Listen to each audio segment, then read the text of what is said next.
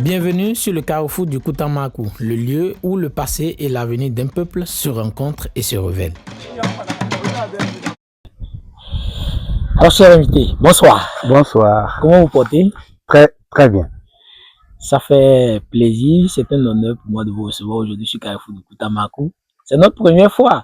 C'est un honneur partagé et j'éprouve un grand plaisir à pouvoir m'exprimer sur vos ondes, sur votre chaîne, pour dire aux uns et aux autres que la jeunesse est là. La jeunesse est là. Ça commence bien là. Alors, est-ce que vous pouvez vous présenter déjà pour les auditeurs de Carrefour du Koutamakou? Ok, moi je suis Sekou Télésphore Nassikou. Je suis quand même musicien, je suis journaliste et donc j'ai un sobriquet et on m'appelle Temankonte. Temankonte. Ça veut dire la viande avec os. Imperturbable, non manipulable. Ça commence je suis juriste de formation. Je suis titulaire d'une maîtrise en administration générale, spécialiste en passation des marchés avec un bac plus 5. Et je suis journaliste de profession, directeur et promoteur de la radio Entente FM de Tukuntuna. D'accord. Voici ce que je peux dire pour me présenter en quelques mots. Mais écoutez, je le dis encore une fois, c'est un honneur pour nous de vous recevoir. Aujourd'hui, on est là pour échanger par rapport à la circonstance actuelle. Je parle bien des échéances électorales qui sont là et vous êtes engagé aussi dans la politique. Justement, on parle aujourd'hui sur le thème engagement politique et responsabilité envers Koutamakou. La parole au candidat Batamariba. Et donc, vous êtes un fils, je le rappelle simplement, un fils de la communauté des Batamariba. Exactement. Alors, suite à votre présentation de tout à l'heure, est-ce que vous pouvez aussi nous dire de façon vraiment concise quel a été votre parcours, votre trajectoire, aussi bien personnelle que professionnelle, avant cet engagement en politique? Voilà, vous savez, quand nous sommes allés à l'université, nous avons vu des gens très jeunes, comme nous, à l'université de Parakou, s'investir dans l'activité politique. Et du coup, nous avons été intéressés à la chose, ce qui a fait que du retour de l'université, nous nous sommes évertués à ce que notre communauté soit représentée vivement dans les mouvements politiques et qu'elle commence par s'intéresser à la chose politique. Et du coup, au premier coup d'essai, nous avons pu avoir un représentant qui a été élu. Et il n'était certes pas le premier, mais à cause de notre bonne volonté à vouloir pousser les choses, lui, il a été élu. Et je pense que depuis lors, nous faisons notre petit bonhomme de chemin. Notre inspiration vient juste de là, où on s'est dit que la chose publique est vraiment publique et doit rester publique.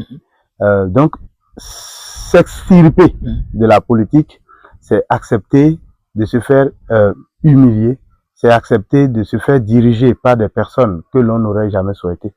Et donc, nous avons entamé de pouvoir échanger avec toute la communauté pour qu'elle s'implique dans les autres et qu'elle puisse comprendre que la chose politique n'est pas seulement l'apanage de certaines autres je vais dire ethnies, mais que les Bétamarais aussi étaient capables de faire beaucoup de choses. Voilà. Et tout de suite, je suis rentré à la radio.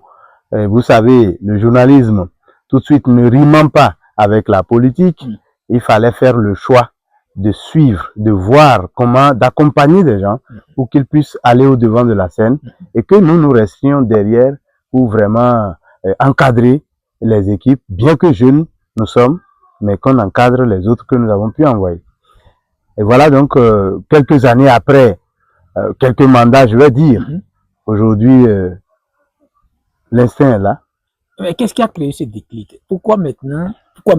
Pourquoi avoir décidé maintenant de vous lancer, d'aller au devant de la scène? Parce que vous l'aviez dit tantôt, à un moment donné, vous étiez peut-être, vous assuriez les arrières. Mais pourquoi maintenant avoir décidé d'aller au devant de la scène? Je pense que c'est l'appel à l'action. L'appel à l'action. Je vais dire de toutes les communautés. Ce n'est plus une question des Bétamarais, mais c'est de toutes les communautés qui me voient comme étant, sans fausse modestie, bien sûr, étant comme la lune. La lune n'éclaire pas une seule maison, elle n'éclaire pas un seul village, elle éclaire la planète tout entière. Et donc, les populations ont alors estimé que il était temps, au lieu de rester dans l'ombre, que je vienne à la surface pour essayer de remplacer ou de continuer les actions que les prédécesseurs ont pu poser. Et la population se dit que une fois au devant de la scène, beaucoup de choses vont changer. Et aujourd'hui, quelles sont les valeurs donc qui sous-tendent votre engagement politique? Vous savez, qui me connaît, c'est que Télésphore est quelqu'un qui aime la justice. La justice. La justice. Du coup, l'injustice est mon premier ennemi. Du coup, l'injustice est mon premier ennemi. Et donc, secondo, c'est la transparence. J'aime bien quand les choses sont transparentes et que bon, si quelque chose doit revenir à quelqu'un, que cela lui revienne sans état d'âme. Ça peut être petit, ça peut être grand, que ça lui revienne de droit et que la personne soit reconnue comme telle. L'autre valeur, c'est vraiment celle de la jeunesse, l'éclosion de la jeunesse. L'éclosion de la jeunesse. L'éclosion de la jeunesse. Parce que si nous ne prenons pas nos responsabilités, ce n'est pas quand nous aurions limé notre cervelle et qu'elle ne devra plus servir à quoi que ce soit, que nous allons nous dire en son temps que nous allons venir sur la scène politique. Ce n'est pas possible. J'ai l'habitude de dire, c'est vrai que c'est quelque chose qui ne plaît pas peut-être, mais c'est une réalité. Est-ce que vous avez jamais vu les cadavres, ou du moins, vous avez jamais vu un cadavre entre les mains des vieux? Non. Je veux dire, pas des vieux, mais des personnes âgées. Non. Non, ce sont les jeunes, les braves, ceux qui ont de l'énergie. C'est à eux qu'on confie les cadavres. Et quand je reviens dans notre vie, nous-mêmes, quand on va au champ, mais à qui est-ce qu'on confie la grosse daba? Quand il pleut, le père recherche une très bonne daba pour son fils. Mais qui, après un certain nombre d'années de champ, va accepter qu'on lui donne encore la daba pour y aller? Je ne pense pas. Je me dis alors que les jeunes ont besoin, d'avoir confiance en eux et de s'éclore, qu'on sache que les jeunes peuvent faire quelque chose.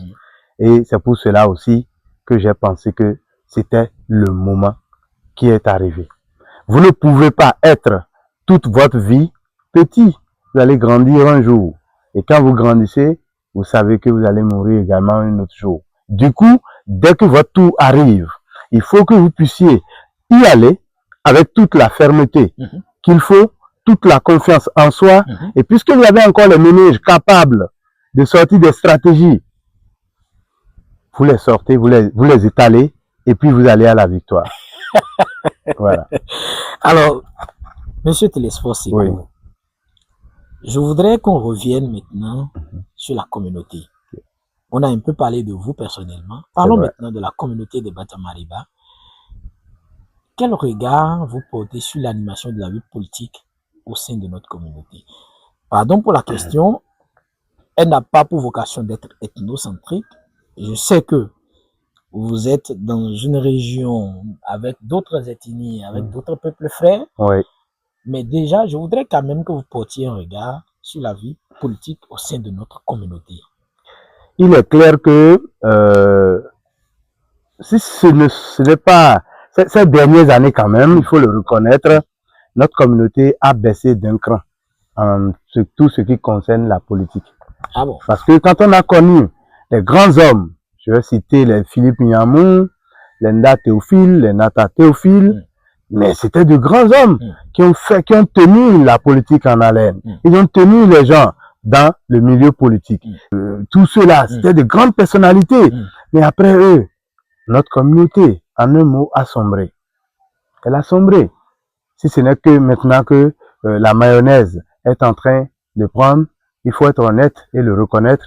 Notre communauté a vraiment sombré et je crois que c'est maintenant qu'elle est en train de se réveiller. Sinon, il y a eu quand même des mandatures où on n'a pas eu de représentants. Et si cela voudrait dire quoi? Que si on n'a pas eu de représentants, alors là, ça veut dire que nous-mêmes, on n'existe pas. Ou bien on existe et on est inactif, alors que si tu ne fais pas la politique, elle va te faire. Et donc, je trouve quand même que jeunes de notre État, nous pensons que avec notre avènement, sans vraiment être ethnocentriste, ce qui est, si on me connaît très bien sur ces volets, je suis promoteur culturel et donc j'ai aucun intérêt à choisir une quelconque ethnie. Mais puisque la question est directement adressée aux Bantamarais, je voulais leur dire qu'ils ont intérêt à se mettre debout, se mettre aux côtés des autres pour pouvoir sortir leur identité. Chacun lutte pour que son identité y soit. Tout à fait. Voilà. Tout à fait. Et il n'y a rien de mauvais dans la pluralité. Exactement. Alors, mais maintenant que vous êtes candidat, oui. Vous êtes candidat aux élections communales ici à Tukuntuna. Je rappelle d'ailleurs, nous sommes à Tempégré actuellement où nous tenons cette discussion. Et vous êtes candidat aux élections communales. Qu'est-ce que ça vous fait en tant que fils de la communauté de Batamariba?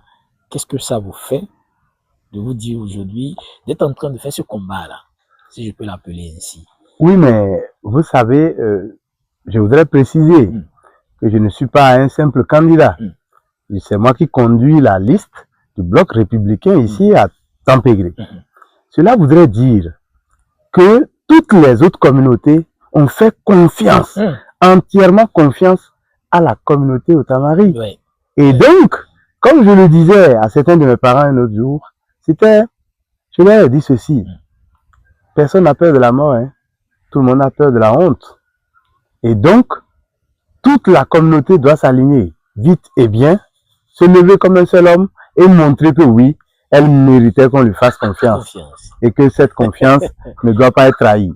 Et donc, c'est avec un cœur, hein, je vais dire, plein de joie, un peu comme si vous voyez une fleur dans l'Alaska autour de 8h30. Si vous l'observez, c'est en cela que je voudrais ressembler un peu mes sentiments. C'est-à-dire, voilà une fleur qui a tout, avec une lumière qui ne dit pas son nom, avec un peu de glaçon. Donc, imaginez-vous en quoi, comment est-ce que je peux me sentir en ces moments-là où nous sommes en pleine campagne. Et donc, s'imaginer que toutes les autres communautés ont fait confiance à la communauté Otamari, c'est quelque chose de très important. C'est une fierté. Et donc, c'est une fierté. Et voilà ce que je voudrais dire. Alors, quels sont les défis, à votre avis, de notre communauté aujourd'hui? Vous êtes aujourd'hui un homme public, d'accord? Vous êtes une personnalité publique parce que déjà, vous êtes au devant de la scène politique. Et pas des moindres, parce que vous venez de le dire, vous conduisez une liste. De votre regard, quels sont les défis de notre communauté aujourd'hui? Vous savez, la culture, c'est la première âme pour qu'un peuple puisse survivre parmi d'autres. Et donc, le défi aujourd'hui de la communauté Otamari, c'est vraiment que les uns et les autres puissent réveiller tout notre matériel et immatériel, pour le mettre à la disposition de toutes les communautés, pour qu'on puisse les connaître. C'est de réveiller notre culture, qui nous, à un moment donné, nous éloigne des autres. Donc, nous avons besoin de montrer aux autres que notre culture existe et qu'elle est là, qu'elle est pleine de sens et pouvoir manifester.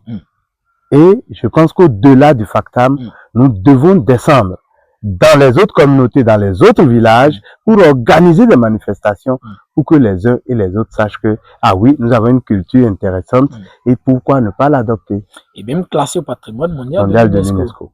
Alors, en tant qu'élu communal, comment est-ce que vous comptez, pouvoir contribuer à relever ce défi-là, ou ces défis de notre communauté? Parce que, vous savez, je venais de le mentionner. Ouais. Notre communauté a été classée patrimoine mondial de l'UNESCO.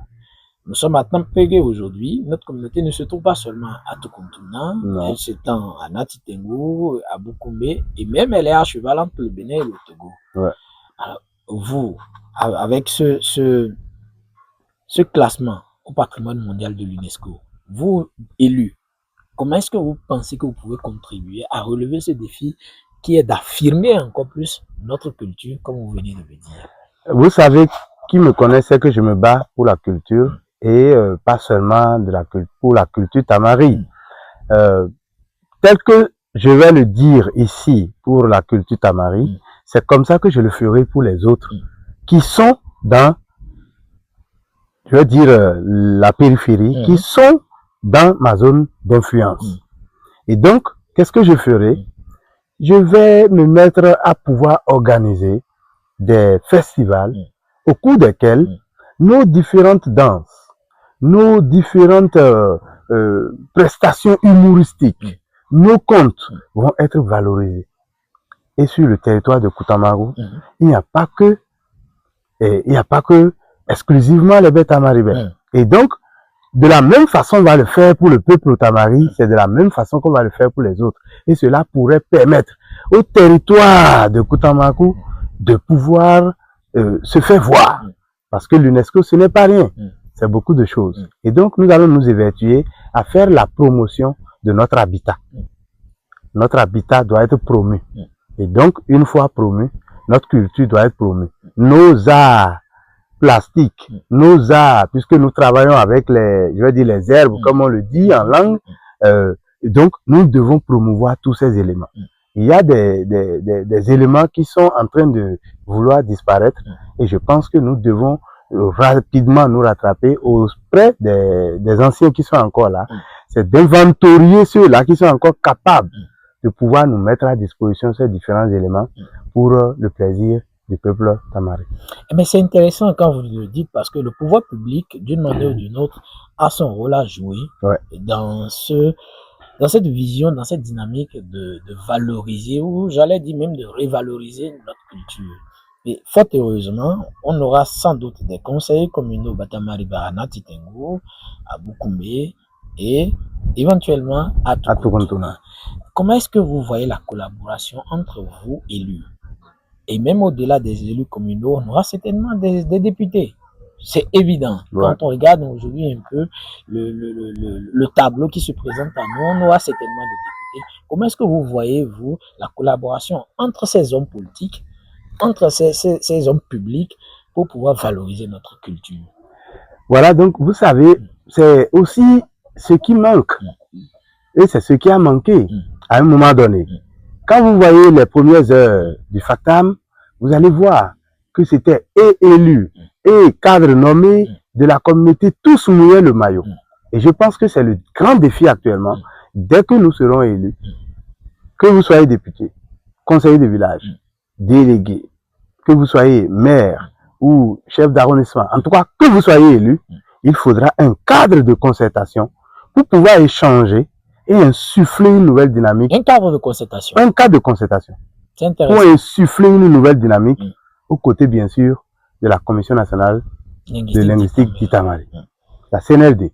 Et donc, ensemble, nous allons pouvoir aller loin, tel que sortir des ouvrages, encourager ceux-là, nos alphabétiseurs, en accompagnant bien sûr le gouvernement. Vous avez vu qu'aujourd'hui, l'alphabétisation fait partie des grands piliers du gouvernement. Tout à fait. Et donc, les nouveaux élus de Tamaribert vont se mettre ensemble à travers leur creuset pour pouvoir insuffler une nouvelle dynamique aux côtés donc de la CNLD.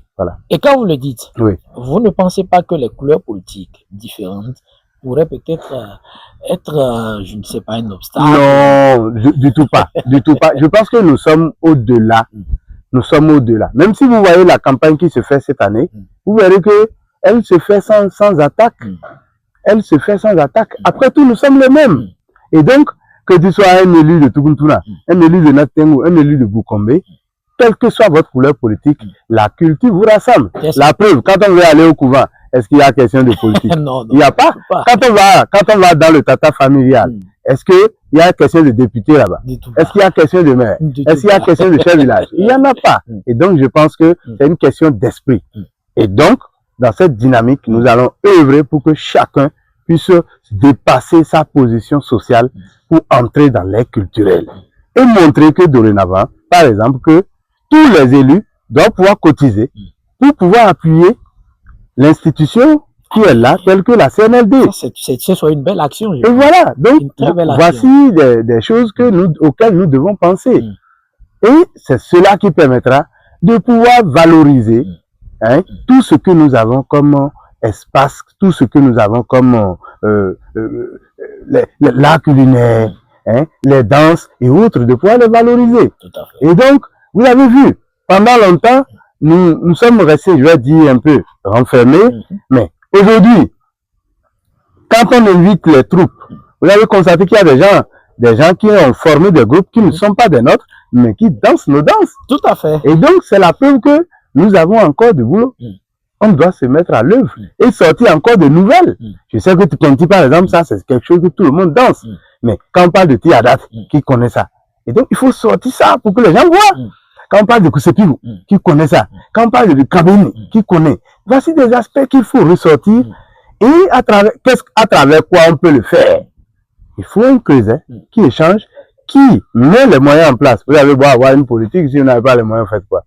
Ça ne va nulle part. Et donc, c'est le moment vraiment de trouver les systèmes, je dis bien, toujours aux côtés de la CNLD pour que cela se passe très bien. Pour que cela se passe très bien. Voilà. Nous sommes en train de sortir de cette discussion. Mais avant, c'est quoi votre vision pour Kutamaku? Quelle est votre vision à long terme pour Kutamaku? Et surtout, et aussi, est-ce que vous avez un message à l'endroit des jeunes qui vont vous suivre à travers cet entretien-là? Voilà. Ma vision pour Kutamaku, je sais, je dis bien, je sais qu'entretenir un Tatienta est difficile. D'ailleurs, rien n'a jamais été facile dans la vie.